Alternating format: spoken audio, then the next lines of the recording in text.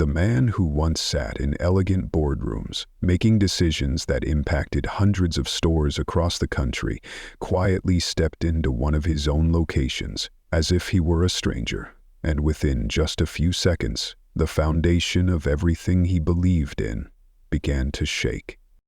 Gone was the image of a successful CEO.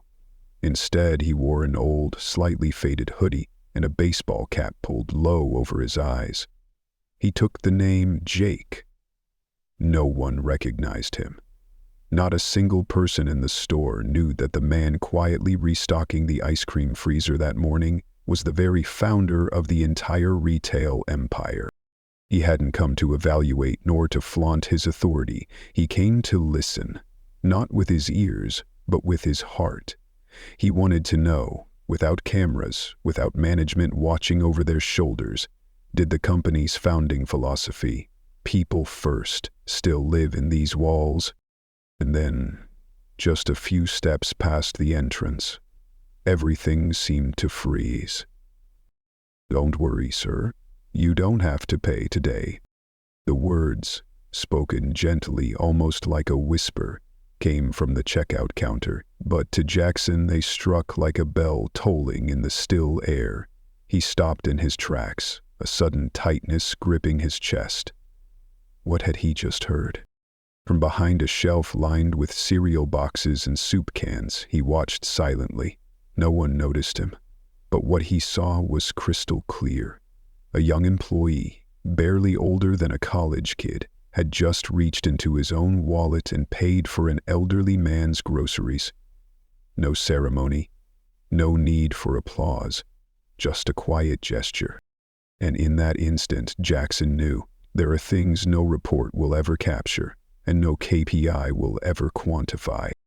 Just a few days earlier, Jackson had been sitting in a high-rise office, insulated from reality, buried in numbers. But what he witnessed today with his own eyes made every report, every quarterly review, feel irrelevant. The young man's name tag read Leo, a deep blue badge pinned to his chest, about 22 maybe, with softly curled hair and a bright, kind face. There was something about him that felt familiar, yet distant. Leo wasn't the kind of employee who smiled because he was told to. Every greeting, every glance, every time he locked eyes with a customer and said, "Hope you have a good one," came from somewhere real. Jackson had noticed it the moment he stepped into the store. But he hadn't expected what came next. Not even an hour later, he saw Leo quietly take money from his own wallet and cover an elderly man's bill. The man, addressed by name as Mr. Delaney, was clearly a regular. When he tried to refuse, his voice soft and shaky, saying, "Leo, you can't keep doing this for me," the truth became impossible to ignore. This wasn't a one-time thing, and Jackson realized if he happened to witness this moment on his very first morning undercover, it likely meant this had been happening many times before, unnoticed, undocumented, and completely uncelebrated. A question began to form in his mind, but it wasn't the typical, "Why would you do that?" that executives often ask when puzzled by kindness. It was something deeper. Why would a young man with no authority and a modest salary choose to help someone quietly, instead of turning away like so many others would? The entire day Jackson stayed at the store. He worked side by side with the team, pulling pallets, peeling off old price tags, updating shelf labels, but his eyes kept drifting toward the checkout lane, where Leo moved with the calm precision of someone who had found meaning in the smallest tasks. Leo never stopped. He greeted every regular by name. He remembered that Mrs. Claire always needed a specific pain reliever, that Mr. Bob only bought soda cans with promo stickers. He even reminded a schoolgirl in uniform that muffins were on sale that day. There was something about him, a lightness that made customers linger a little longer, smile a little more, and when they left, they carried with them the unmistakable feeling of being seen. Not just processed like a transaction, but recognized as a person. Around 11 a.m., Jackson witnessed something else. A young mom stood at the counter fumbling through her wallet. She was short a few dollars and unsure whether she could afford an extra bottle of juice for her child. No one noticed, but Leo did. And without a word, he calmly reached into his back pocket, pulled out a $5 bill, and slipped it into the register. Just like that. No drama, no attention, just help. No one saw it happen, except Jackson. And in that moment, he knew these quiet acts of sincerity, generosity, and unprompted kindness, they would never be found in a performance report. No metric dashboard could reflect what Leo was doing for people. What shocked Jackson even more was that Leo wasn't doing it for recognition. He never looked around to see if anyone had noticed. He wasn't waiting for applause or approval. He simply did it, like it was the most natural thing in the world, like breathing. As if this reflex to care for others had been carved into him, not taught during a training seminar. Later that day, when most staff were on their lunch break, Jackson made up a casual excuse to pour himself a cup of coffee. He wandered into the break room and found Leo sitting alone at a plastic table, the kind every break room has, under faded flyers and taped-up policy sheets. Leo was quietly eating a sandwich from a cardboard box, eyes fixed on his phone. Not watching TikTok. He was texting, probably checking in with someone, maybe family. Jackson sat down next to him, his tone relaxed as if they were just two guys chatting over coffee. "Busy morning, huh?" Leo smiled faintly. Not the forced kind, a tired but sincere smile. The kind of smile that carries weight. Yeah, he replied. "It's like this every day, but I'm used to it." Jackson nodded, paused for a moment, then gently asked, "Hey, earlier I saw you help that older man, the one in the khaki jacket. Do you do that often?" Leo froze for just a beat, then smiled again. Not awkward, not defensive, just honest, like someone who's had to explain something simple too many times. "Mr. Delaney," Leo said softly. "He lives just a block from here. Lost his wife 2 years ago. Now it's just him, getting by on social support. Some days he walks in empty-handed. And when I see that, I just think, how could I not help? A couple of bucks to me might be a full meal for him." Jackson didn't respond. Not because he had nothing to say, but because what Leo said struck him deeper than words could reach. Simple as it sounded, Leo's explanation landed like a quiet blow to the chest of a man who once prided himself on understanding human value. A man who had stood on stages, passionately presenting on corporate ethics, was now sitting beside a young cashier, realizing real value isn't found in a PowerPoint. It's here, in the moments no one notices. Jackson didn't ask more. He didn't press. There was something about Leo, something sincere, unguarded, that made you want to learn about him slowly, respect. By the end of the day, Jackson left the store not tired, but heavy, like his mind was carrying something that wouldn't quite settle. He didn't text his assistant. He didn't jot down notes. Just one thought kept repeating in his head. How many people like Leo are quietly holding up this company? On the second day, Jackson came back earlier. Still Jake, still wearing the same faded cap, but this time, he didn't just watch Leo. He started talking to others. One of them was Mara, a stockroom worker in her 50s, who'd been with the company for over 12 years. As Jackson helped her push a heavy box, they struck up a casual conversation. But then, unprompted, Mara sighed when Leo's name came up. "Liking things is like this. He's got a good heart, but life's been rough on him," she said.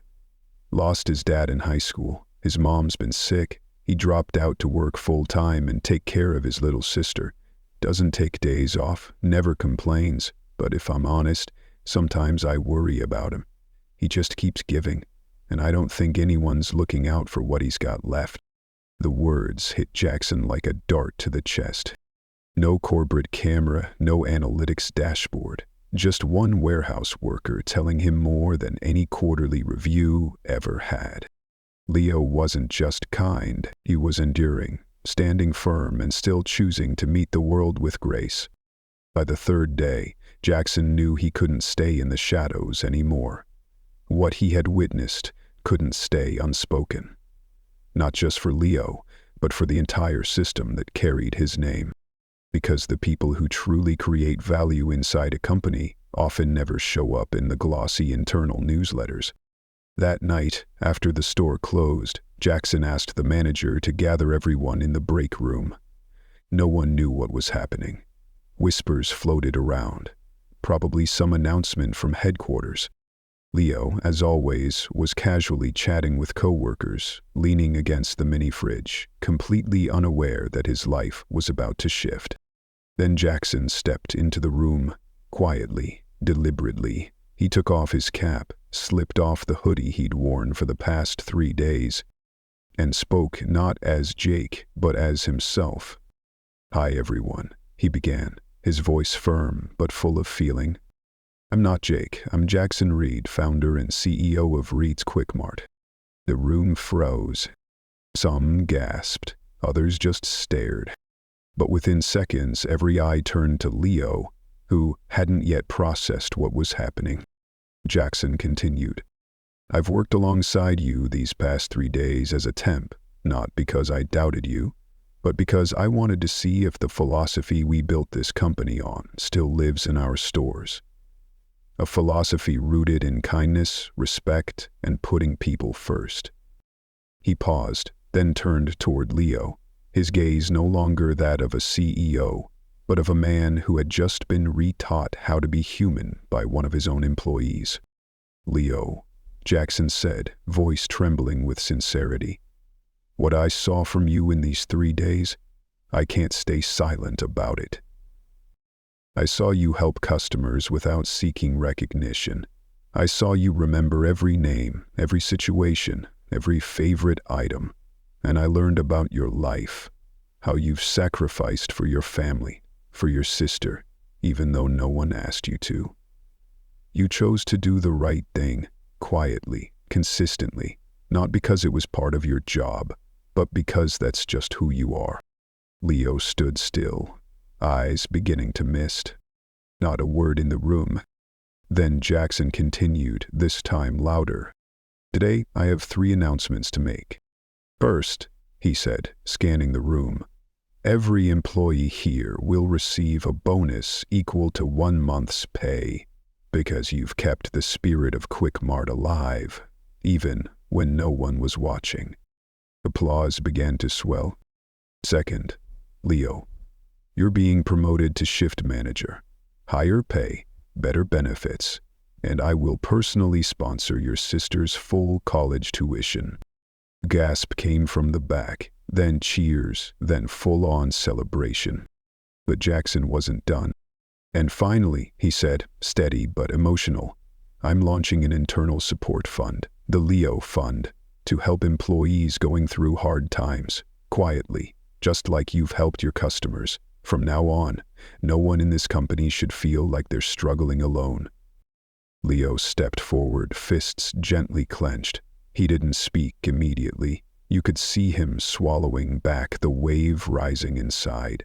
Then he nodded and quietly said, his voice breaking but clear, "I didn't do all this to get anything back. I just thought, if I could help someone through a rough day, then why wouldn't I?" Jackson nodded, mist in his eyes. And that's exactly why Leo deserved everything. After that night, Store 4 was never the same again. Not because of a fancy new sign, not because of Leo's promotion, but because of what followed, something not even Jackson could have predicted. Within just 48 hours, Jackson's personal inbox was overflowing. Messages poured in from employees all over the country. Not complaints, not salary negotiations, but confessions, quiet stories. Like a cashier in Kansas who paid for a customer's gas out of her own pocket. A worker in Colorado who made sandwiches every week for a homeless man outside her store. a manager in Florida who took unpaid leave to take a warehouse worker to the doctor because he didn't have health insurance. They were all simple acts, but together they revealed an invisible network of silent kindness, a culture that had never truly been acknowledged. Jackson had once believed he understood his company. After all, he'd written the mission statement himself: serve with heart, put people first. But now, he realized, any philosophy that doesn't listen to those on the ground isn't leadership. It's just lifeless slides on a corporate deck. By then, Jackson had come to understand something he'd never considered before. Leadership isn't always about being the one making decisions. Sometimes, it's simply about being the one who listens. On one of his return visits to Store 4, Jackson brought along his 14-year-old son. It was the first time the boy had seen his father at work, not behind emails or video calls, but really working, in the flesh. As they stood quietly near the entrance, the boy watched Leo carefully rebagging groceries for an elderly man whose paper bag had torn. Then Leo turned, met another customer with a warm, unhurried greeting. The boy leaned toward his father and whispered, "Dad, that guy's really kind." Just 4 words, but they hit deeper than any boardroom applause ever had. In that moment, Jackson realized he wasn't just changing how the company operated. He was changing how his son understood human value. Just 3 months after that pivotal day, Leo wasn't just thriving in his new role. He had become a quiet force that other branches looked to for guidance. He didn't hold an MBA, had never attended a management seminar, but people trusted him because he understood people. When asked how he managed to lead night shifts so smoothly, Leo's answer was simple: know your people. Know who's raising young kids, who's juggling night classes, who walks home every night. And care about that genuinely. No corporate framework, no buzzwords, but Leo's team had the lowest turnover, the fewest conflicts, and almost no office gossip. Because they didn't see him as the boss. They saw him as one of their own. In regional meetings, when veteran directors, some with 20 years in retail, presented growth models and charts, Jackson would only ask one thing: do you have someone like Leo in your region? Not to replicate him, but to find that spirit. Because now he understood. A company isn't defined by branding or strategy decks. It's defined by the quiet, consistent choices of people who've never been recognized, yet carry everything. For Leo, being promoted didn't change his rhythm. He still arrived before anyone else, still helped stock shelves, still made time to check in with every team member before their shift. But now he began thinking bigger. How do I make new hires feel like they belong on day one? How can someone in crisis get help without having to ask for it? How do we make each shift feel like somewhere people want to come back to? He didn't wait for policy changes. He just started trying small things, created a group chat to share funny customer stories, wrote handwritten thank you cards after the holiday rush, organized a surprise birthday party for a senior cashier who had just lost her husband. No big budget, no corporate program. Just small, honest gestures. And the impact was larger than any metric. One afternoon, Jackson returned to Store 4. This time, not in disguise, no hoodie, no secrecy. He stood quietly at the edge of an aisle, watching Leo sit beside an 18-year-old new hire on his very first day. Leo wasn't handing out a checklist. He wasn't laying down rules. He simply asked, "Are you feeling okay? Is there anything making you uncomfortable?" And then, he listened, truly listened, as if nothing in the world mattered more than that answer. That moment made Jackson pause. He, the man once trained to lead under pressure, to drive results, to react fast, finally understood something else. Listening is a leadership skill. And kindness, practiced consistently, is one of the most powerful forms of management. 1 year after Jackson first stepped into Store 4 under the name Jake, the company had changed visibly. Turnover rates dropped. Customer satisfaction rose. But the most important change? A culture of shared humanity began to ripple outward. People started calling it the Leo spirit, a phrase that quietly reminded them, anyone at any level can make a difference. You don't have to be the boss. You don't need a title. You just need to do the right thing, even when no one's watching. Within just 3 days of being posted, Meet Leo, a short write-up on the company's internal portal, had been reshared over 200,000 times. A local newspaper ran the headline, "The Cashier Who Changed Corporate Culture." Then came a radio interview, a feature on a national Sunday morning show. But the spotlight wasn't on Quickmart's business model. It was on Leo, on a young man who quietly put others before himself, on how an entire company had started to shift because one employee chose to do the right thing without being asked. At first, Jackson hesitated. He didn't want Leo to become some corporate mascot flattened into a campaign, but the overwhelming public response made something clear. This wasn't PR. This was a reflection of something people were deeply hungry for. Handwritten letters began arriving at headquarters, raw, personal, sometimes tear-stained. A woman in Michigan wrote that a Quickmart clerk had called her an Uber when her car broke down at night. A single dad in Texas shared that his 12-year-old son, after watching the Leo video, started arranging the family's shoes every morning. "Dad," he said, "I want to be like that guy." Jackson knew then. This was no longer a company story. This was a human one. Instead of pulling back, Jackson leaned in.